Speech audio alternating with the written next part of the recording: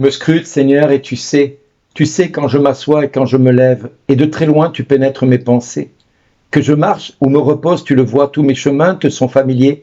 Avant qu'un mot ne parvienne à mes lèvres, déjà, Seigneur, tu le sais.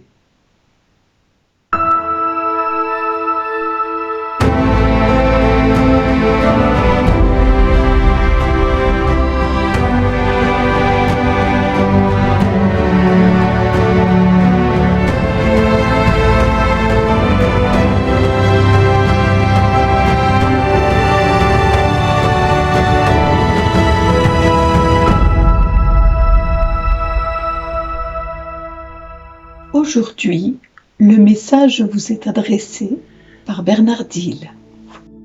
Les 7 minutes de ce jour sont une mise en garde pour chacun de nous qui sommes appelés à témoigner de Dieu. Les 7 minutes de ce jour vont dans la suite de ce que j'ai annoncé hier pour tous les serviteurs de Dieu, parce que Dieu se complaît à confirmer ce qu'il dit et à rajouter ce qui manque à la confirmation en étayant cela par la parole de Dieu.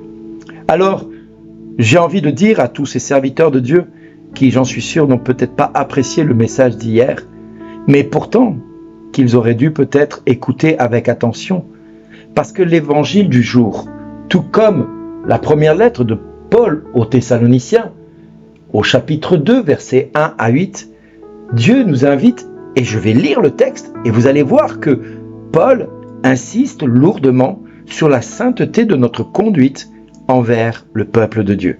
Écoutez bien ce que Paul dit.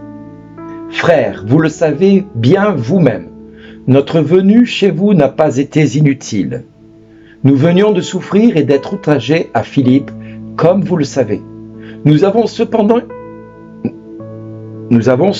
trouvé en notre Dieu pleine assurance pour vous annoncer au prix de grandes luttes l'évangile de Dieu.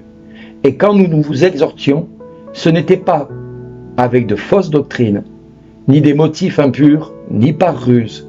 En effet, pour nous confier l'évangile, Dieu a éprouvé notre valeur, de sorte que nous parlons non pas pour plaire aux hommes, mais à Dieu. Lui qui met en nos cœurs à l'épreuve. Jamais nous n'avons eu un mot de flatterie, vous le savez.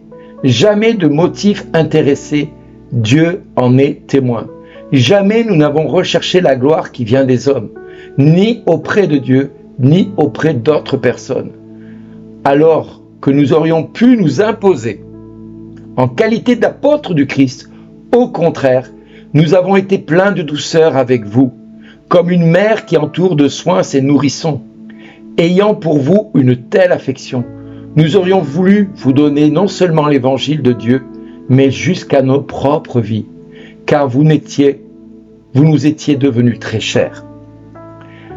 Comme vous le voyez, même Paul, avec le ministère puissant qu'il avait, n'a jamais voulu être reconnu et encensé comme certains serviteurs de Dieu se permettent de le faire. Quand j'entends certains serviteurs de Dieu dire « Moi, je suis prophète un tel, moi, je suis apôtre un tel, moi, je suis prêtre un tel, ou moi, je suis évêque un tel », mais on s'en fout de savoir qui tu es.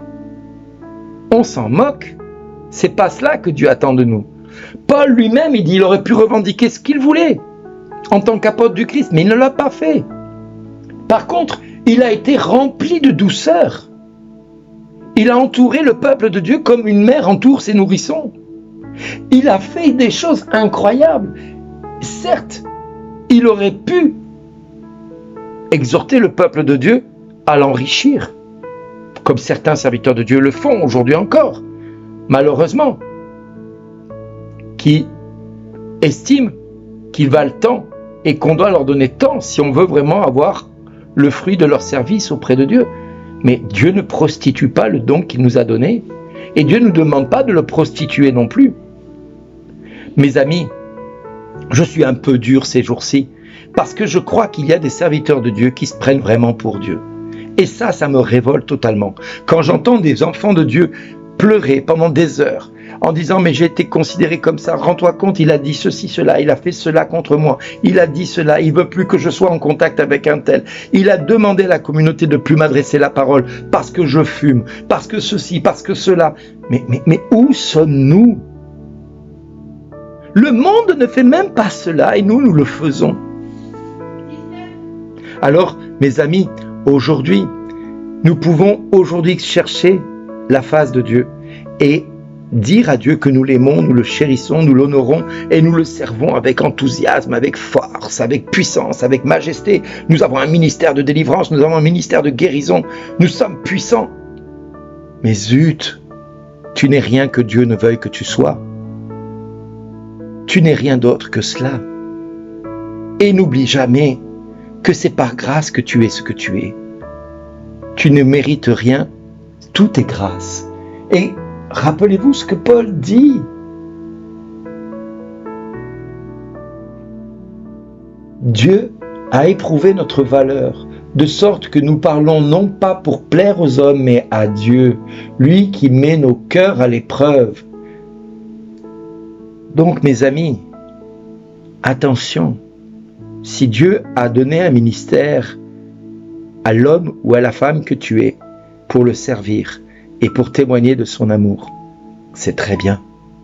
Mais n'oublie jamais que Dieu a éprouvé ton cœur avant de te donner ce ministère. Si maintenant tu te laisses séduire par le malin avec l'orgueil de la puissance et de la gloire de ce ministère, alors ne sois pas surpris que l'ennemi se frotte les mains à te voir faire et que demain, quand le jugement viendra, Dieu dira « Je ne te connais pas. Mais Seigneur, j'ai guéri les malades, j'ai chassé les démons, j'ai purifié les lépreux. En ton nom, j'ai fait cela.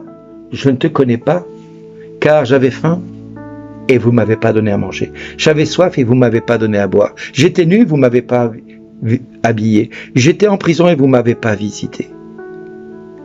Parce que tout ce que vous faites au plus petit d'entre les miens, c'est à moi que vous le faites, dit Jésus. N'oublions jamais que tout acte qui est posé aujourd'hui, Dieu le connaît, comme le psaume nous le rappelle si bien. Tu me scrutes, Seigneur, et tu sais. Tu sais quand je m'assois et quand je me lève. De très loin, tu pénètres mes pensées. N'oubliez jamais cela, que quoi que tu fasses, même si c'est de manière insidieuse, tes pensées sont connues de Dieu. Que je marche ou me repose, tu le vois. Tous mes chemins te sont familiers. Avant qu'un mot ne parvienne à mes lèvres, déjà, Seigneur, tu le sais. Tu me devances et me poursuis, tu m'en sers. Tu as mis la main sur moi. Savoir prodigieux qui me dépasse, hauteur que je ne puis atteindre. Oui, ce psaume 138-139 nous invite vraiment à nous remettre devant la réalité de notre existence.